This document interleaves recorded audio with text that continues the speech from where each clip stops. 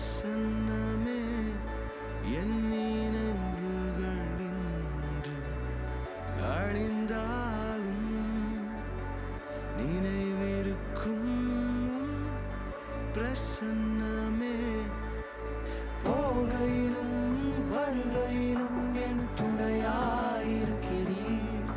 நான் சோர்ந்தாலும் மனம் தளர்ந்தாலும் வார்த்தையால் என்னை தேற்றுகிறீர்.